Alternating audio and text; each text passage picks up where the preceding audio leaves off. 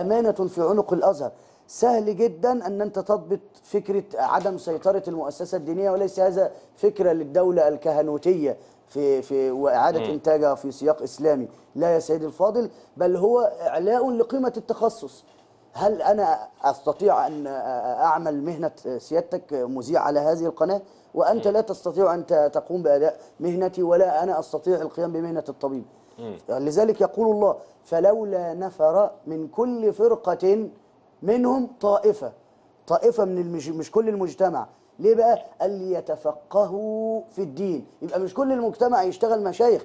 النهارده يا سيدي الفاضل في الصعيد والريف، أنا من قرية في المنوفية، كل ولد مش لاقي شغلانة قاعد فاضي، حفظ ايتين على حديثين، ربى دقنه وطو اثر جلابيته، قام طالع المنبر بقى سيدنا الشيخ فلان ووراه حشود من الناس اللي بتسمع له، ويقول لك القول ما قلته انا وما قاله فلان وفلان وبقيه الناس ضالين مضلين. بالامس في احد المساجد، وفي نجوع بقى، النجوع انت ما تعرفش اصلا توصل لها، وبالتالي ده بيربى فيها. كيف تصل انت ذهبت هناك تعمني كافر معادي لله ورسوله، ستقتل وستقطع رقبتك باسم الدين. كيف تقول ان باسم نشر الدين وباسم الشرع يقتل الانسان؟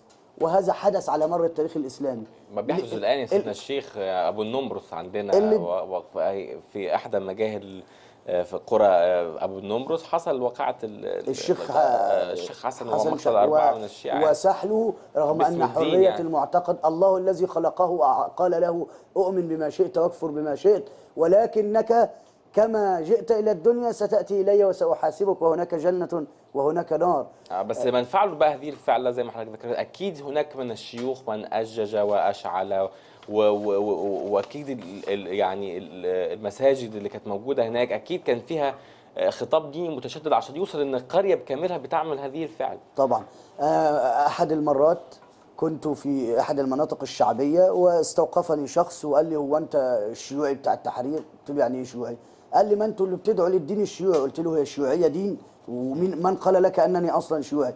قال لي: الشيخ في الجامع بيقول ان انت والناس اللي معاك بتدعو الى دين اسمه دين الشيوعيه اللي عايزين تطبقوه في مصر. وصل الضحك على يعني لحى الناس. يوم استفتاء مارس اللي هو 19 مارس 2011 قابلت شابا في الحي الذي اسكن فيه داخل المدرسه. بقول له: انت رايح تعمل ايه؟ قال لي: رايح انتخب الدستور. تنتخب الدستور؟ ده استفتاء وفي نعم وفي لا. قال: ما الشيخ قال لي اعلم على نعم. بقول له: ليه؟ قال لي: عشان ما يجيبوش رئيس مسيحي يمسك مصر. قلت له: هو في ماده في الكلام ده؟ قال لي: الشيخ في المسجد قال ان في ماده مكتوبه ان لو قلت لا، لو النتيجه لا، يبقى في رئيس مسيحي هيمسك مصر. من الذي اوصل الناس الى هذه الحاله من تصليح الفكر ومن الجهل ومن عدم تبني خطاب عقلاني يا سيدي الفاضل؟ يعني الناس بتقول كلام في الشارع لو ردوه إلى عقولهم ونظروا أمام المرآة لضحكوا على أنفسهم.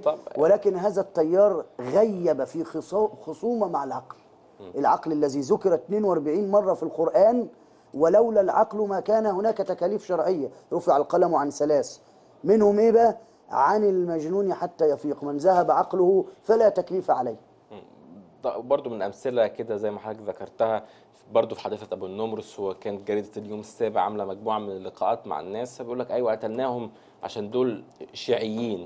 هو حتى مش قادر يفرق ما بين يعني إيه شيعي ويعني إيه الشيوعي، فقال لك قتلناها الشيعيين، جابها من النص. وبالتالي ما ده برضو استمرار للجهل وغياب الخطاب الديني الصحيح والمعتدل.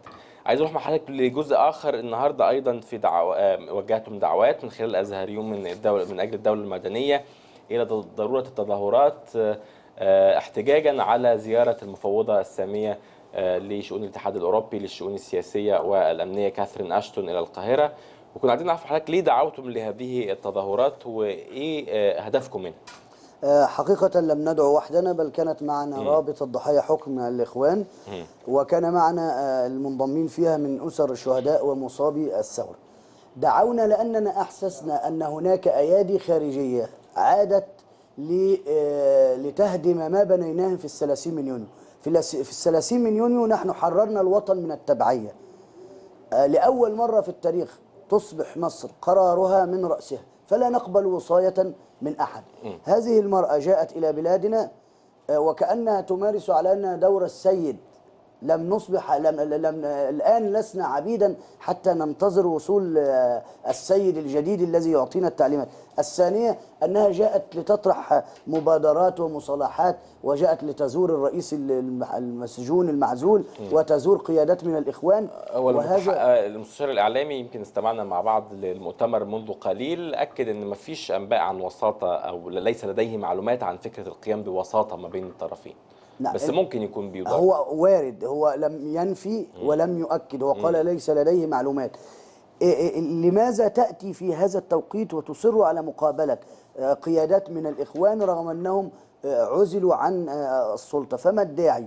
ولماذا في هذا التوقيت بالذات وهي تعلم أن الشعب كله معبأ ضد هذا التيار الذي يستقوي بالخارج، وكأن الخارج الذي يطلبون الاستقواء به قد أتى إلى مصر ليقويهم في الداخل، ونحن لن نقبل. فهذه حتى يأمرني أن أنتمي إلى وطني وأن أدافع عن حدودي وأن أدافع عن جيشي، ولا أدعو غريبا يتدخل